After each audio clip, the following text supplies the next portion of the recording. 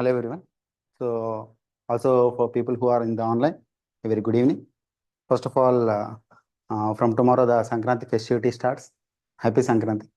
But let's take an hour to understand why previous year questions are that much important for UPSC examination, that too for prelims examination, because most of the times if we narrow down the syllabus, then UPSC is predictable. It is not unpredictable. Okay. So let's see now. In today's session, we'll be dealing with first, why PYQ analysis is necessary for every student who is preparing. Next, common misconceptions of PYQ analysis. Most of the times we have some predetermined notions before preparing, or predetermined mindset, that rigid mindset. Why we need to leave it? Then, what are the prerequisites of PYQ analysis? Before analyzing PYQs, so what do we need?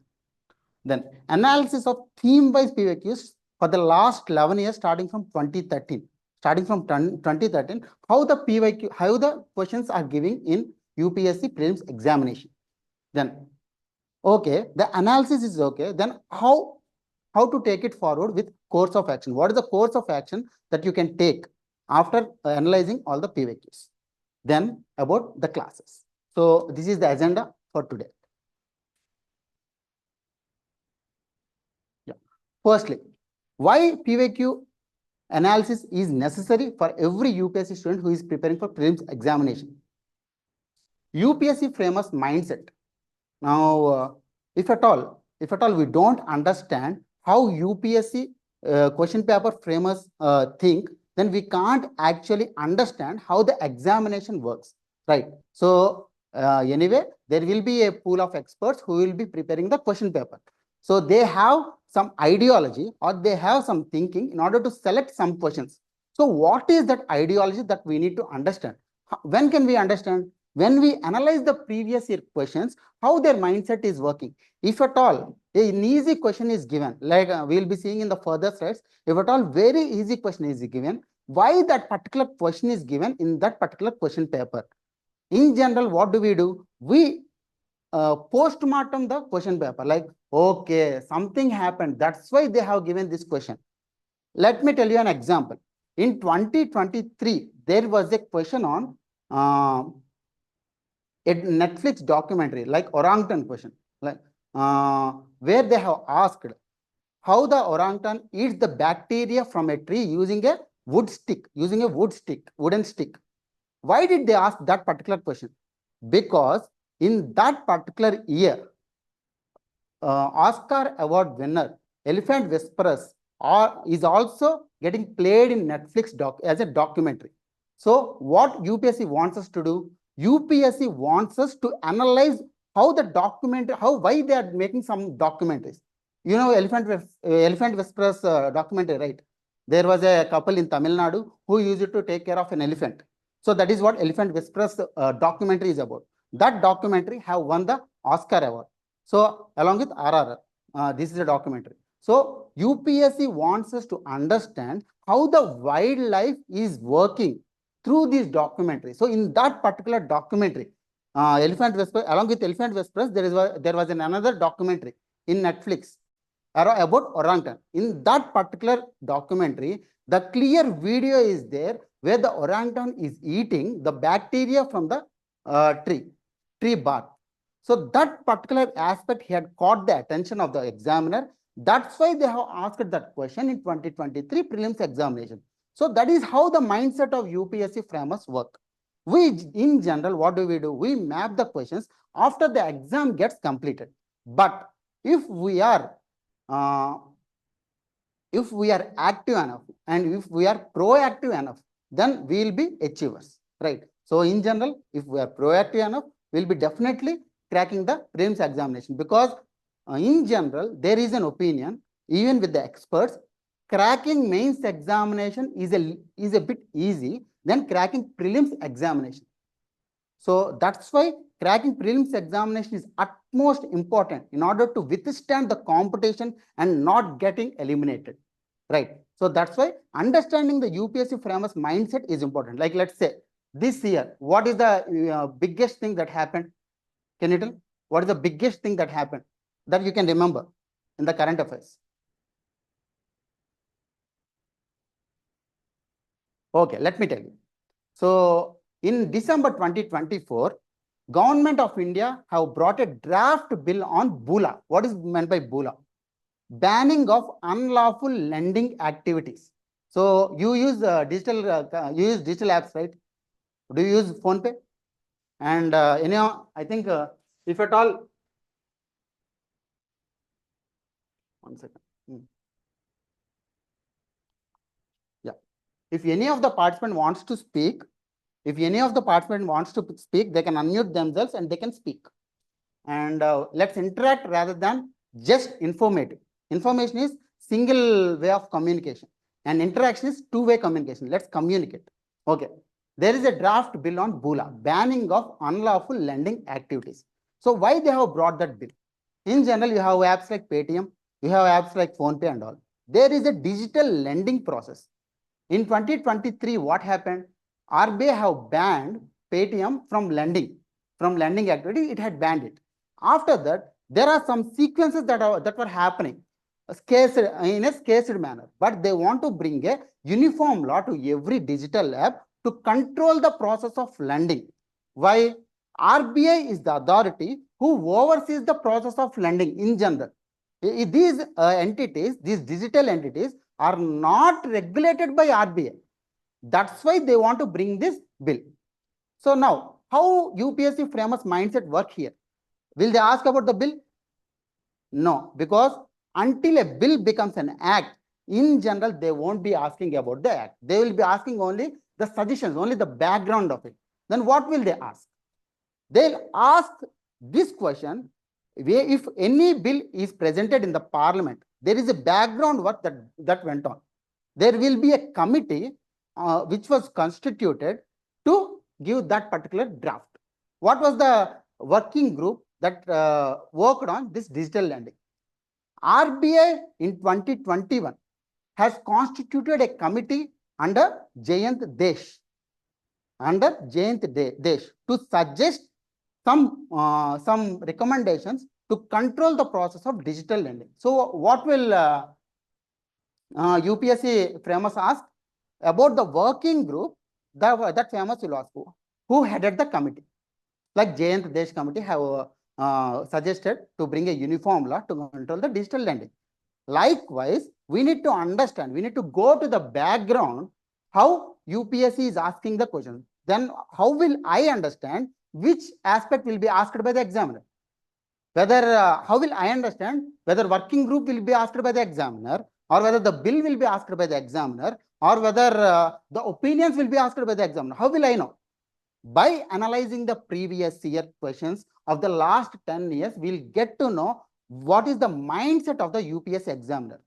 In general, from 2013 to 2024, there was only 1 year where UPSC played unpredictable.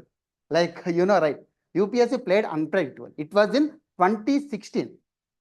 In 2016, UPSC have filled complete question paper with current affairs.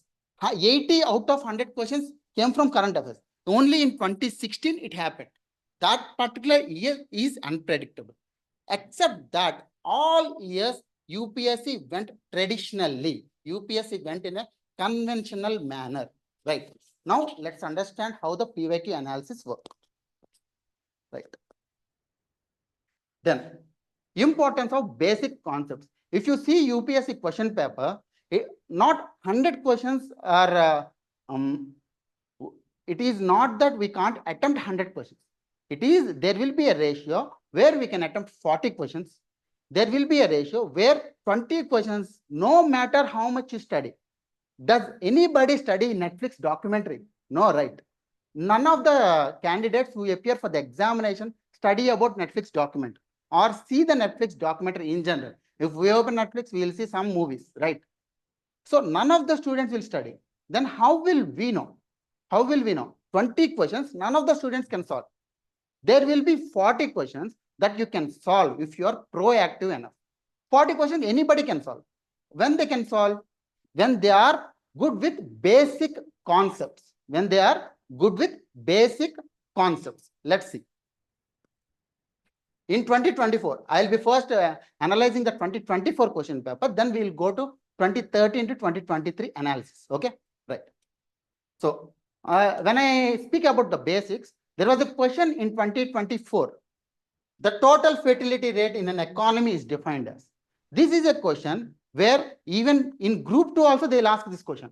Why UPSC prefer to ask this question?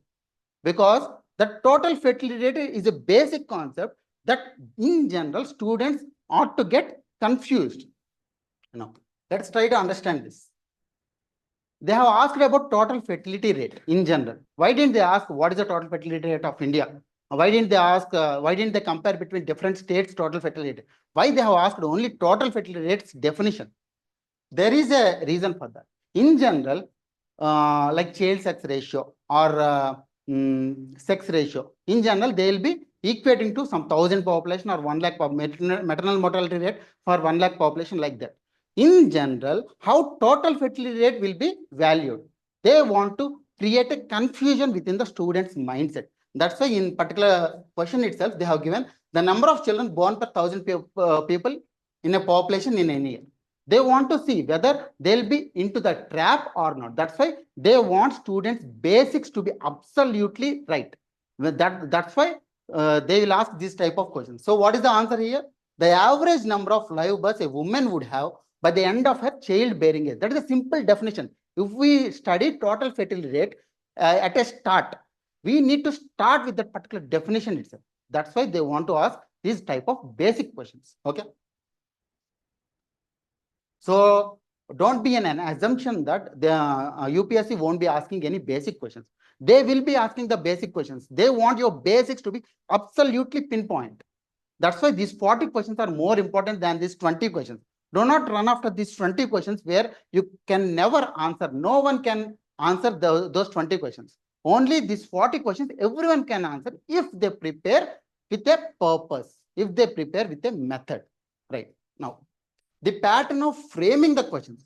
First, conceptual clarity. As I said now, you need to know how total fertility rate works.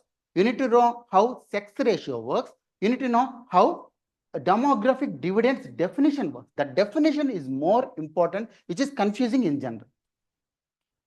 Like, let's see another example.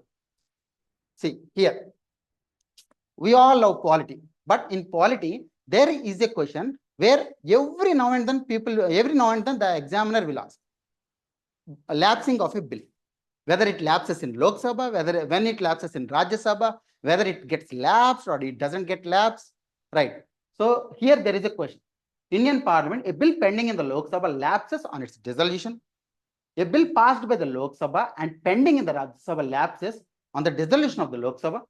A bill in regard to which the President of India notified his or her intention to summon the houses to a joint sitting lapses upon the dissolution of the house. How many times you have seen this question? How many times you have came across this concept? Are you clear now? Are you whether the concept is clear to you?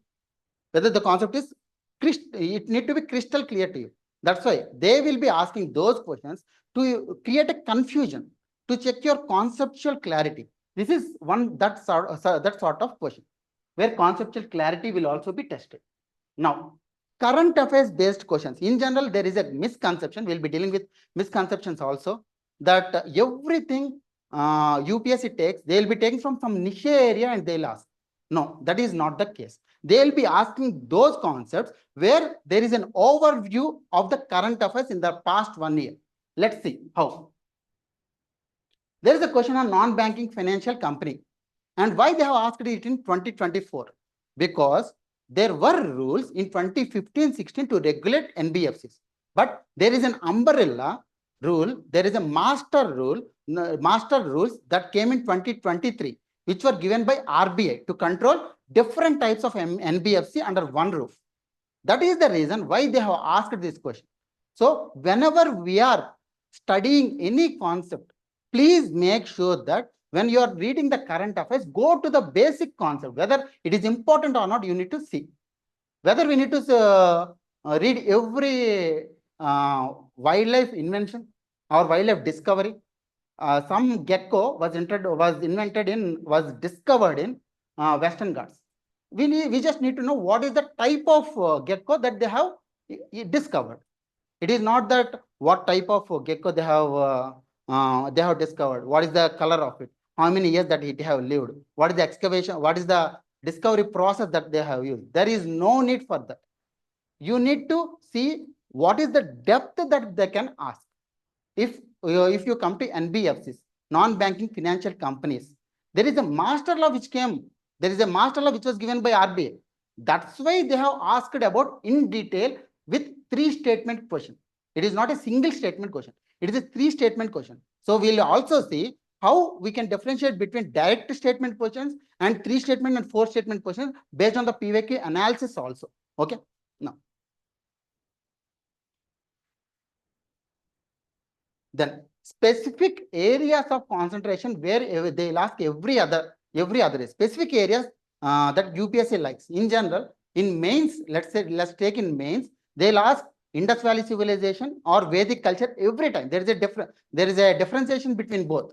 Every time they'll ask question in one way or the other. Gandhara and Madurai, every time they'll ask. Those are the stock questions that UPSC have interest in. So that too, in order to know about them, we need to know what are the previous questions that were there previously. Okay. See, we have this question, right? We will consider the following countries: Finland, Germany. There were Scandinavian countries and European countries, and which of them have bordered the North Sea? How many times you have read? Whether we'll be getting confused whether it is what are the countries that bordered Caspian Sea, that bordered Black Sea, that bordered Mediterranean Sea, that bordered North Sea. If we make a list, this is a stock question of UPSC that they'll ask these type of questions: the seas and the rivers, the right tributaries and left tributaries. So how will we know? Because how many times that they have asked, we need to see in previous year questions, and then we will be preparing so that the concepts become narrower enough. Now, comparison of similar things. This is an interesting topic which I want to discuss. Here, I just want to also tell you World Toilet Organization. In general, there is a if some summit happens, they don't ask about the summit. They'll ask the organization which conducted the summit, and they'll ask in detail. That's why that is some mannerism which UPSC framers have. That is the mannerism that we also need to have to prepare for UPSC. So let's come into similar type of questions.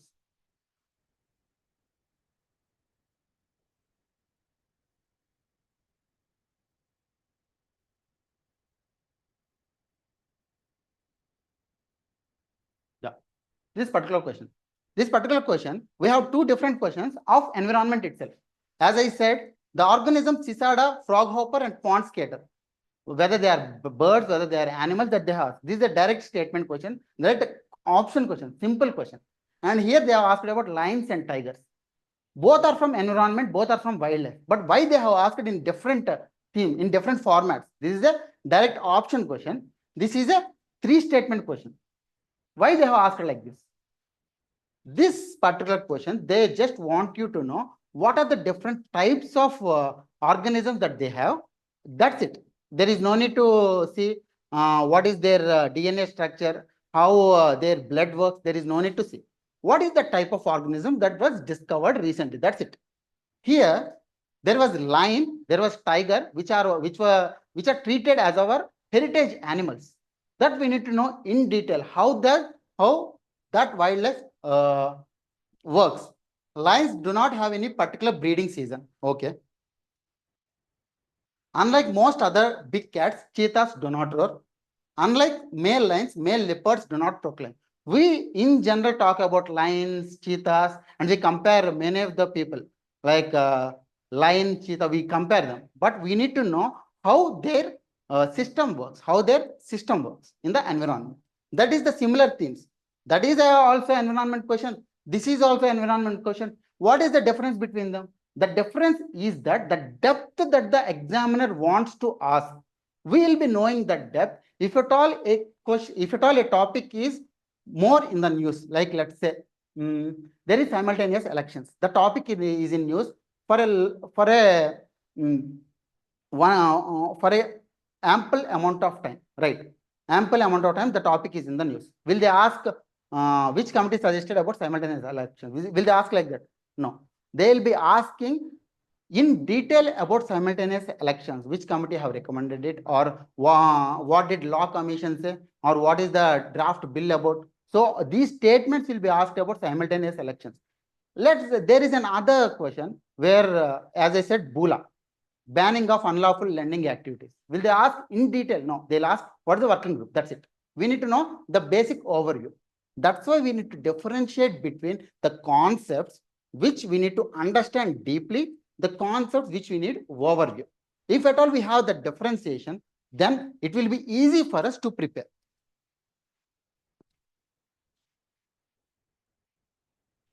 First, concepts that needs overview, concepts that need deeper analysis. Deeper analysis. We'll also see this in when we analyze previous year questions. Yeah.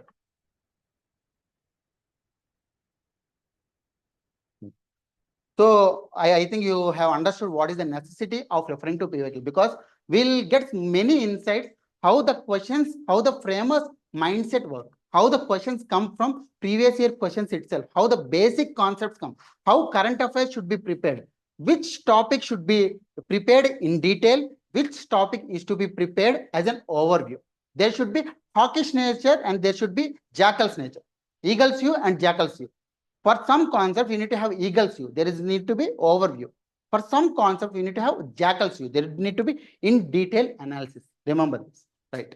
Now, there is another issue where policy schemes and current affairs, they'll be reading in detail about everything. Every other aspect in policies, every page, UPSC aspirants will read, right? They'll prepare notes for every page, every recommendation they'll read. Now, how UPSC will ask? There is a program called Pradhan Mantri Shram Yogi Mandan, which is more in use. How a question will be asked by the examiner?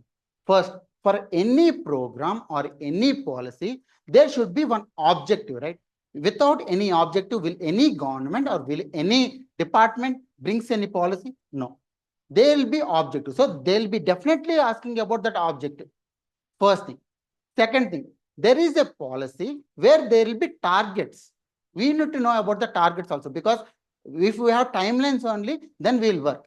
Without timelines, it is like just scarce manner we'll work. So we need to have dedicated concentration on a program. That's why we have timelines. So after objective, you need to know what are the goals that particular program have. Then the third thing, like eligibility or beneficiaries. Who are the beneficiaries that that particular program is getting reached? And there, it was not asked here, but the budget allocations are also important for any policy or for any program.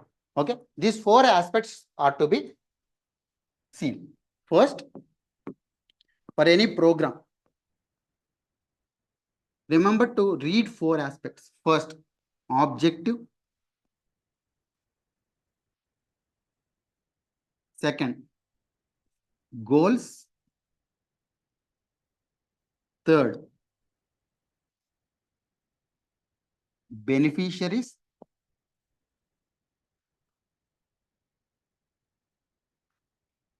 Four, budget allocations. That's it. Even if they want to ask, they need to ask four statement question, right? Any of these four, they'll definitely be giving, right? Any of these four, at least two statements they'll give.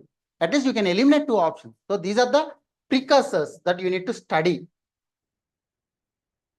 You need to study to answer any program. Okay.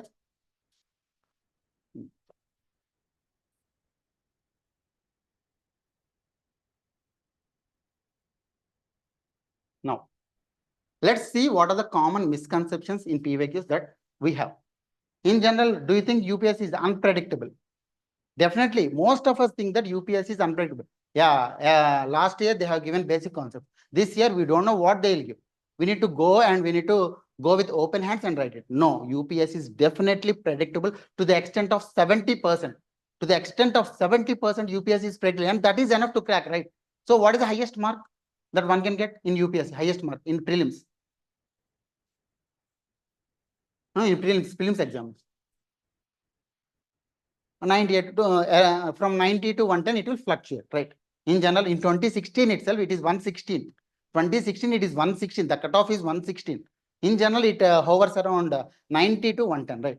So 90 to 110 means you need to write 55 questions correctly without any negatives, or 70 questions correctly with some negatives. That's it. Not more than 70. So if 70% is predictable, what is the issue in preparing them? Simple. If your process is right, as Mahatma Gandhi and MS Dhoni both follow this. If you trust the process, if you follow the process, results will automatically follow. So this is the process that we want to suggest, and we are suggesting from the establishment of CivicCentre IAS that previous year questions are the most important source for any sort of preparation, be it UPSC, be it Group 1, Group 2, Group 4, at least be it urban planning assistant. For any examination, the framers' mindset will be such that they will be depending on the themes that they have given previously, and they'll simulate the questions based on the themes. That's it. So previous year questions and reverse engineering technique is the most important aspect that one student need to definitely practice. And I will definitely suggest you to practice, and will yield results for sure. Concentrate on the process. Now, second thing, in UPSC, previous year questions do not have any relevance. If UPSC, if previous year questions do not have any relevance, we have seen that parliament question, right? How many times you have come across that question? Total fertility rate. How many times you have come across that question? And if in 2024 question paper, around 10 to 15 questions, like some rivers they have asked, some North Sea boundaries they have asked. So every question we have seen somewhere or the other. If you concentrate on those 20 questions, you will miss those 80 questions. So concentrate on these 80 questions. At least 60 questions you will answer. Okay. Now, the next one can work only for static topics like history and geography. Is it? No, because in history, if they have asked about Arya Samaj this year, they'll definitely be asking Brahma Samaj, or they'll be asking about Theosophical movement, definitely. But in geography, they'll be asking the rivers of Brahmaputra, or the rivers of Godavari, the rivers of Kaveri. That's it. These are the static topics they'll ask, but they only will they only restrict to these topics? No, they'll only take the topics of current affairs and dynamic topics also to give the questions next year. Let me tell you how.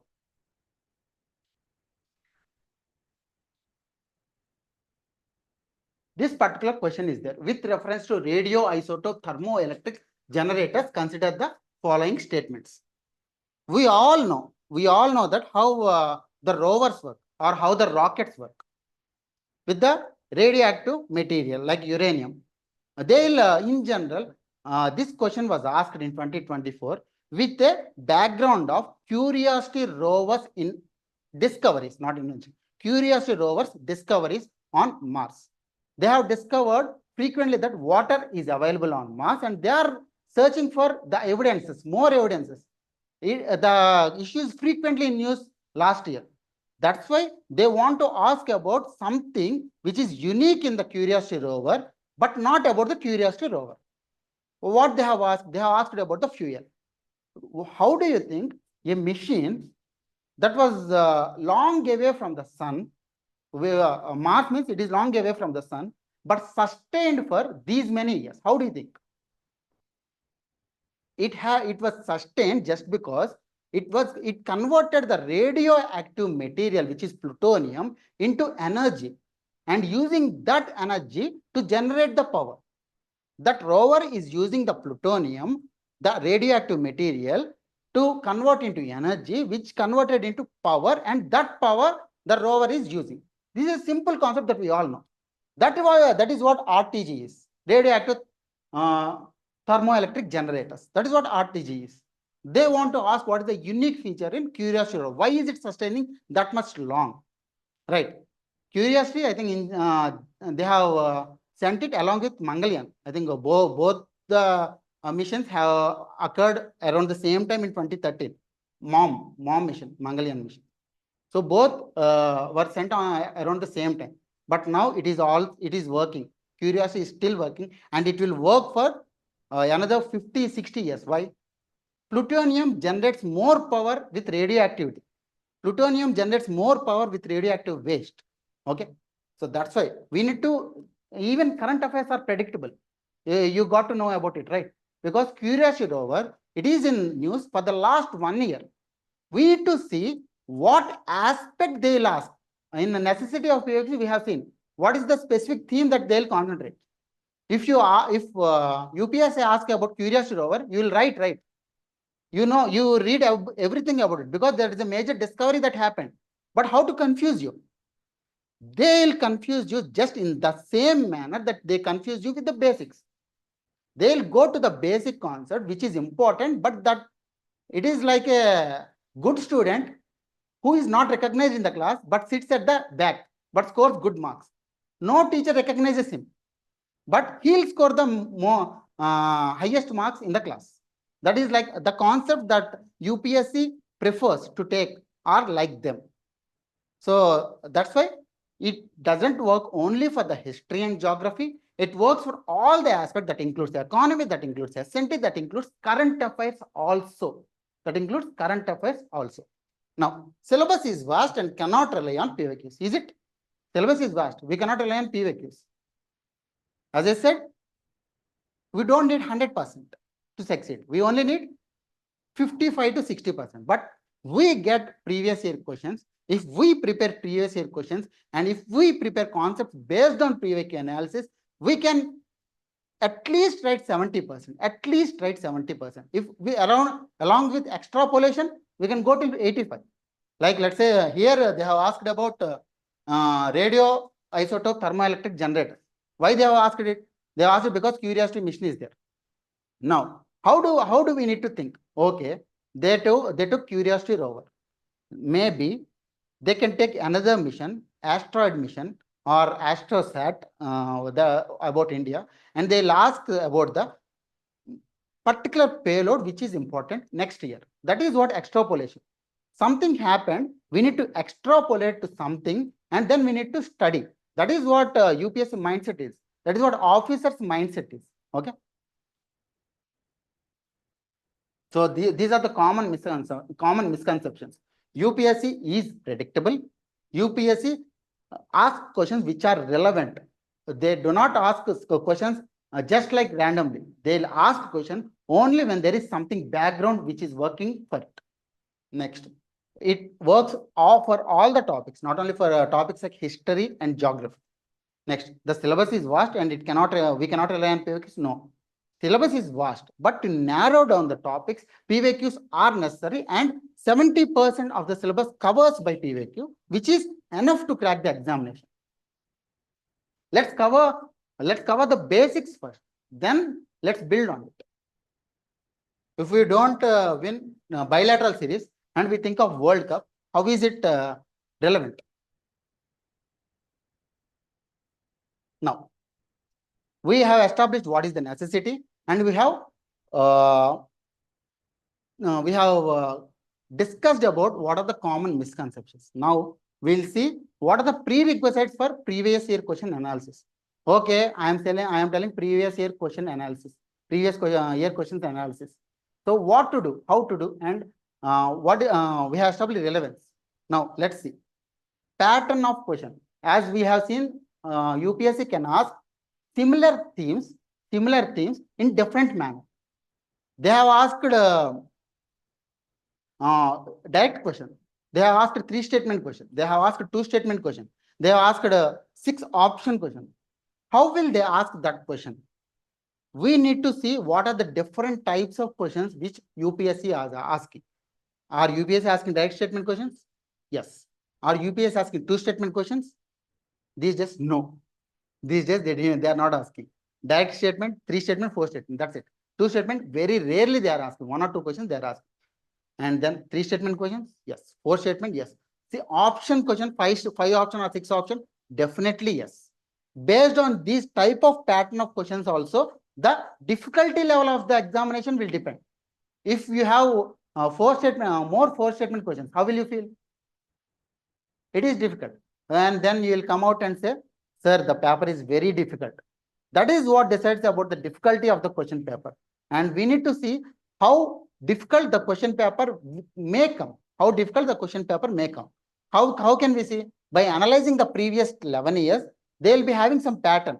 How many one statement to be asked? How many two statement to be asked? How many direct to be asked? At least 40 questions they'll ask directly. Don't worry about it. Don't worry about it. Now, type of question. We have seen some of the factual questions we have seen, right? Like Gecko's question we have seen. Some of the factual questions. Then current affairs linked question we have seen. Radioactive isotopes. Yes. The conceptual questions, the conceptual clarity, the questions which bring conceptual clarity, they'll ask. And the analytical questions that they'll ask. How the analytical questions will be? Let's see. There will be a question.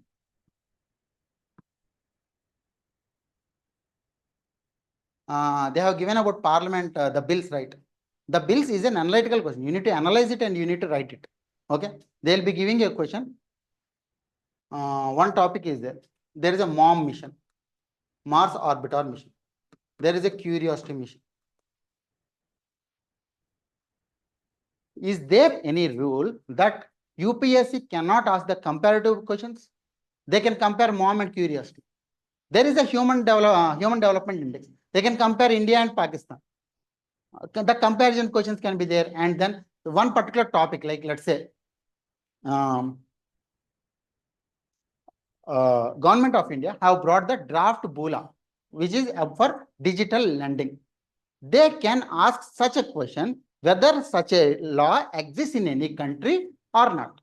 Whether such a law exists in any country or not. Whether it is relevant to bring that law. Is it relevant?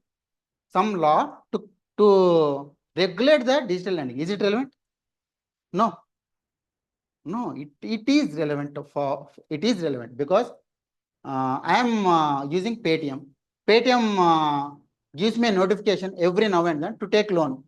Please take loan. You'll be getting 75,000. You'll be getting 1,10,000. You'll be getting 1,50,000. When something is offered to me, and if I am in necessity, I'll definitely take it, right? For higher interest rates. After that, they'll call and they'll harass the people. If they harass the people, they'll commit suicides. That suicides is a law and order issue which was brought to the government of India. The government of India, what they need to do? They'll be regulating the digital lending so that these type of suicides can be cutted. So is it important? Yes. So the questions in such a manner can also be used, can also be asked. Okay. Now, mapping of syllabus. What is the prerequisite? First requisite, you need to know what is the pattern of questions that they are asking, because there are questions on rivers. How will they ask? Rivers. River tributaries. In river tributaries, they'll be asking four options, and they'll be asking which of them are right bank tributaries, which of them are left bank tributaries, right? So you know what is the pattern of questions that they can ask. So we need to have prior knowledge on what is the pattern of questions that UPSC is asking. Simple. Next, there is a question on total fertility rate. Is it a basic concept? You need to have conceptual clarity, right? So that is a conceptual question. You need to know what is the type of question that they can ask. And now you know what is the pattern, you know what is the type of question. Now what do you know? What do you need to know? There is a syllabus called fundamental rights. What is the scope of fundamental rights that you need to cover for UPSC prelims? Do you need to cover end to end? What are the amendments? Till now 106 amendments, right? Do you need to cover from first amendment to 106 amendment, every amendment? Do you need to cover? Okay. So how you need to cover? Now, based on the syllabus, there are topics. So for every topic, like let's say rights issues. In general, what are the rights issues people will have? Women's rights issues. What are the amendments that address the women's rights issues? We need to see what are the amendments. In general, in fundamental rights, there are some amendments like adding cooperative societies or adding right to education in fundamental rights. We need to see what is the amendment which brought them. There is a preamble. In that preamble, we have unity and integrity. So when did they add and integrity? How the preamble was included in the Constitution, not apart from it. These are the amendments that we need to look at in order to prepare for UPSC prelims examination. For that, we need what is the syllabus. What is the syllabus that UPSC have given? Yes, UPSC did not give in detail syllabus, but they have given the topics, right? They have given internal security. In internal security, we know what are the internal security organizations. CAPF, CAPF, in CAPF, there is Sashastra Seema Bal, there is CRPF, there is Border Roads Organization. Every organization we need to study in that action, that who is the Secretary General, where they'll operate. That's it. What is the act that they'll come under? Do you know under which act Central Bureau of Investigation comes? Delhi Special Police Establishment of 1940. You know, right? I think you have heard about it. So that is the action that we need to know. That's it. They'll be asking those sort of questions only. But priorly, I need to know whether I need to study CBI or whether I need to leave it. Do I need to study CBI? About Central Bureau of Investigation. I need to study, right? Do I need to study about NTRO, National Technical Research Organization? Do I need to study? Yes, because they have asked about the security organization. NTRO is also one of the type of security organization that they can ask. Do I need to study about something which is relevant to Khalistan or which is relevant to some particular state, like let's say Delhi police? There is lesser relevance. There is lesser relevance that they can ask that particular question. That's why we need to see what is the syllabus that we have. And we need to map the questions according to the syllabus. That's enough. This is the prerequisite of PYQ analysis. Now let's get into analysis. Yeah.